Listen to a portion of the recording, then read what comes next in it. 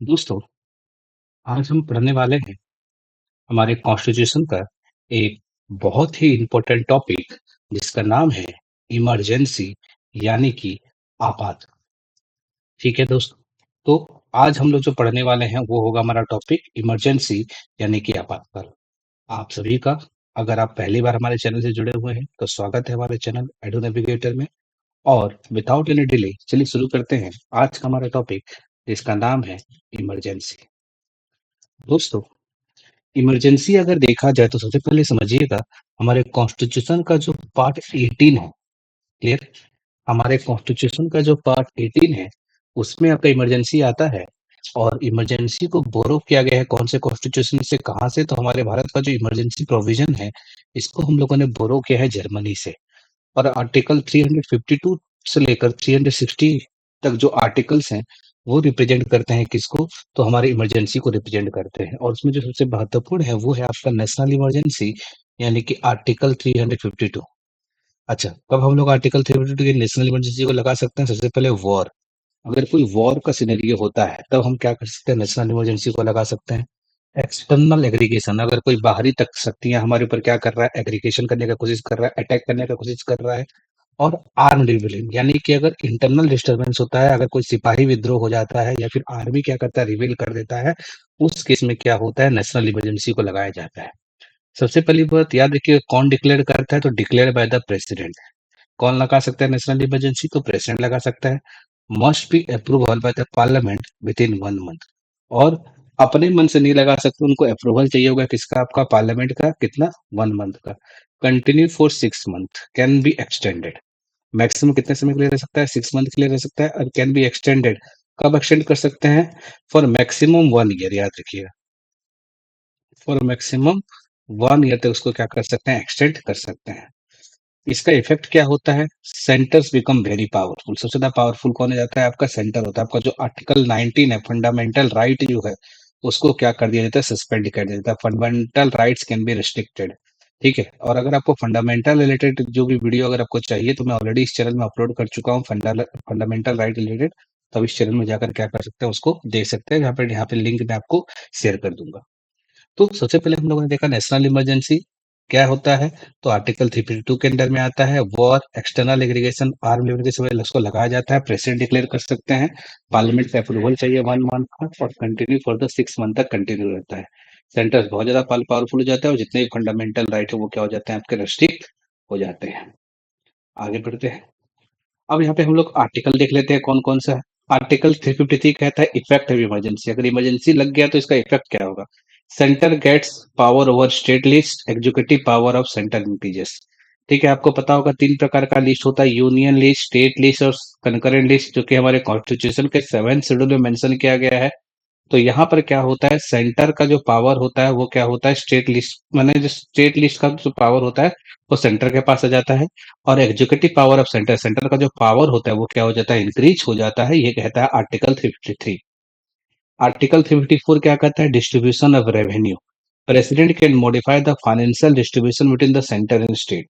ठीक है। Article 280 finance commission जो है उसके तहत क्या होता है? वो डिसाइड कर लेता है कि किसको कितना रेवेन्यू मिलना है, कौन से स्टेट को कितना कितना रेवेन्यू मिलेगा, वो डिसाइड हो जाता है। बट जब इमरजेंसी लगता है तो उसमें एक आर्टिकल है 352 354 जो कि ये कहता है कि प्रेसिडेंट के पास ये पावर है कि प्रेसिडेंट क्या कर सकते हैं? जो फाइनेंशियल डिस्ट्रीब्यूशन है सेंटर एंड स्टेट को, उसको क्या कर सकते हैं? मॉडिफाई कर सकते हैं। आर्टिकल 355 क्या कहता है? Duty of union, protect states from external aggregation and the internal disturbance. यहाँ पर सेंटर क्या करेगा? स्टेट को एक्सटर्नल एग्रीगेशन से और इंटरनल डिस्टर्बेंस से बचाएगा। मान लीजिए अभी पंजाब, ठीक है, और यहाँ से आपका पाकिस्तान का जो बॉर्डर है वहां से क्या हो रहा है? पंजाब के ऊपर अटैक हो रहा है। तो कौन बचाएगा? पंजाब को बचाने का जो काम होगा वो किसको होगा? सेंट्रल गवर्नमेंट को होगा, यानी यूनियन का होगा। वही आता है article 355 358, suspension of article 19। Clear? Article 19 और अभी क्या कह सकते हैं? आर्टिकल 58 ये कहता है कि जब इमरजेंसी लगेगा तो सारे जो फंडामेंटल राइट है वो क्या हो जाएंगे? सस्पेंड हो जाएंगे, कि केवल आपका आर्टिकल 20 और 21 को छोड़कर। आर्टिकल 20 एंड 21 को छोड़कर मेंशन किया गया किसमें? आपका आर्टिकल 359 में। और 358 कहता है suspension of fundamental right during emergency. यानी आर्टिकल 358 ये कहता है कि आपके सारे फंडामेंटल राइट सस्पेंड हो जाएंगे। और 359 ये कहता है कि हाँ, आपके सारे फंडामेंटल राइट सस्पेंड होंगे, लेकिन आपका जो आर्टिकल 20 है और जो आर्टिकल 21 है, ये आपका सस्पेंड नहीं होगा। तो ये है आपका आर्टिकल 353 कहता है इफेक्टिव इमरजेंसी। आर्टिकल 354 हो गया distribution of revenue. Article 355 duty of union. Article 50 है सस्पेंशन ऑफ आर्टिकल 19। आर्टिकल 59 हो गया सस्पेंशन ऑफ फंडामेंटल राइट्स। आगे बढ़ते हैं।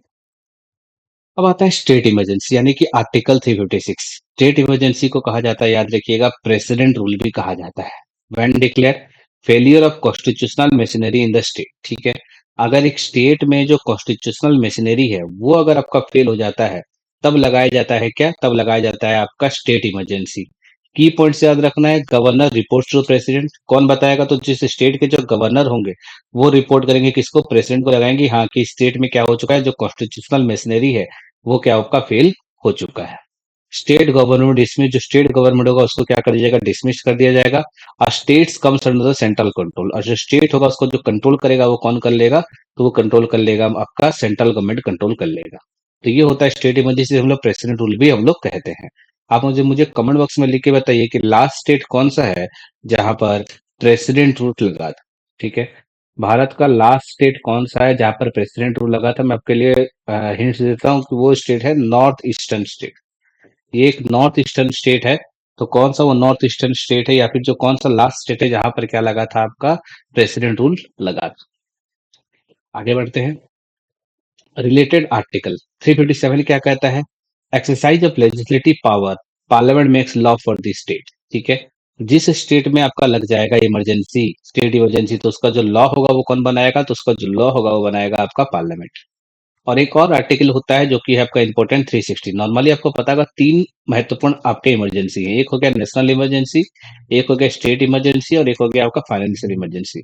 नेशनल इमरजेंसी हो गया आर्टिकल 352, स्टेट इमरजेंसी हो गया आर्टिकल 356, और फाइनेंशियल इमरजेंसी हो गया आर्टिकल 360। तो आर्टिकल 360 फाइनेंशियल इमरजेंसी क्या कहता है, कब डिक्लेयर होता है, फाइनेंशियल स्टेबिलिटी और credit of India is threatened. ठीक है, जब देश में क्या होता है, फाइनेंशियल स्टेबिलिटी आता है, इंस्टेबिलिटी आता है, क्रेडिट ऑफ इंडिया के ऊपर कुछ आता है, तो आपका लगता है जो इमरजेंसी से कहा जाता है फाइनेंशियल इमरजेंसी, आर्टिकल 360। इफेक्ट्स क्या होगा, salary of government employ reduce, financial control by the centre. Centre क्या करेगा, पूरी तरह से फाइनेंस कंट्रोल करेगा, और जो गवर्नमेंट एम्प्लॉय है उनका सैलरी क्या हो सकता है, रिड्यूस हो सकता है। ये होता है आपका फाइनेंशियल इमरजेंसी। तो जैसे बताया आपका, नॉर्मली तीन इमरजेंसी हैं। पहला हो गया नेशनल इमरजेंसी, आर्टिकल 352, कब लगता है, वॉर के समय, एक्सटर्नल एग्रीगेशन के समय, आर्म लेवलिंग के समय। स्टेट इमरजेंसी हो गया आर्टिकल 356, कब लगता है, फेलियर ऑफ स्टेट गवर्नमेंट। और फाइनेंशियल इमरजेंसी हो गया आर्टिकल 360, कब लगता है, फाइनेंशियल क्राइसिस के समय। इजी ट्रिक टू रिमेंबर, याद रखिएगा, 352 to 360 हो गया इमरजेंसी जोन, 352 हो गया नेशनल इमरजेंसी, 356 हो गया स्टेट इमरजेंसी, और 360 हो गया आपका कौन सा, तो ये हो गया आपका फाइनेंशियल इमरजेंसी। रिमेंबर,